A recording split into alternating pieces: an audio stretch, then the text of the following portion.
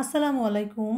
আমি আজ আপনাদের সাথে শেয়ার করব মুখে স্বাদ ফেরানোর মতো ভর্তা রেসিপি। এই ভর্তাটা খেতে এতটাই মজা লাগে যে কখন যে প্লেটের ভাত শেষ হয়ে যাবে বুঝতেই পারবেন না। তো প্রথমে এখানে আমি একটা কড়াইয়ে পরিমাণ মতো সয়াবিন তেল দিয়ে দিব। তারপর এখানে আমি 2-3টা শুকনো মরিচ ছোটো করে কেটে দিব। তারপর এখানে দিয়ে দেবো আদা ও রসুন কুচি, পেঁয়াজ ও কাঁচামরিচ। এবার এই সবগুলো উপকরণ আমি মাঝারি আঁচে সুন্দর একটা কালার আসা পর্যন্ত ভেজে নিব।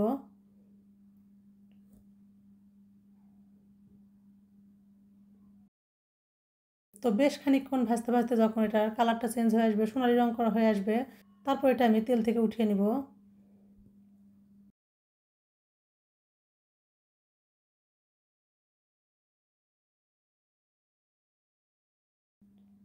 তোমার পেঁয়াজটা ভাজা হয়ে গেছে, এবার এগুলো আমি তেল ঝরিয়ে উঠিয়ে নিব।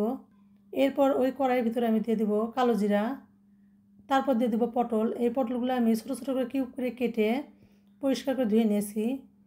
এবার কালো জিরার সঙ্গে পটলটা আমি নেড়ে চেড়ে নেব একটু। তারপর এখানে দিয়ে দেবো সামান্য হলুদের গুঁড়া, আবারও এটা নেড়ে চেড়ে নিব। এরপর এখানে আমি পরিমাণ মতো পানি দিয়ে পটলটা সিদ্ধ করে নেব। তো গরুর মাংস খেতে খেতে যখন আমাদের ভালো লাগবে না, তখন কিন্তু এই ভর্তাটা অবশ্যই একবার করে দেখবেন। এই ভর্তাটা খেতে কিন্তু দুর্দান্ত স্বাদের হয়। এবার এই পটলটা আমি ঢাকা দিয়ে সিদ্ধ করে নিব।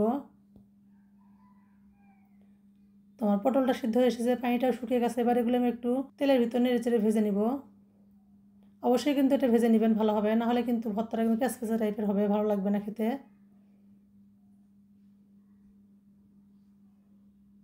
তো বেশ খানিকক্ষণ হয়ে পটলটা ভাজার পর এখন শুকনো শুকনো হয়ে গেলে আমি এটা চুলা থেকে নামিয়ে নিব।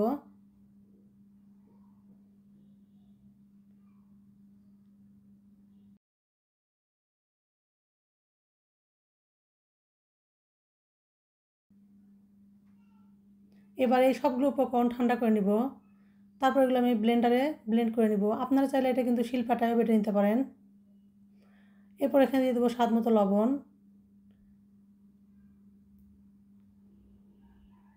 তোমার ব্লেন্ড করা হয়ে গেছে, এবার এগুলো একটা বাটিতে উঠিয়ে নিব।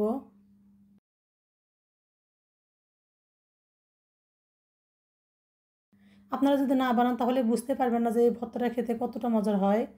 বিশেষ করে ভর্তাটা গরম ভাত কিংবা খুদের ভাতের সঙ্গে খেতে খুবই মজা লাগে। তো আপনারা এভাবে একবার ট্রাই করে দেখবেন, আশা করি ভালো লাগবে। ভালো লাগলে লাইক কমেন্ট শেয়ার করে পাশে থাকবেন। Thanks for watching the video.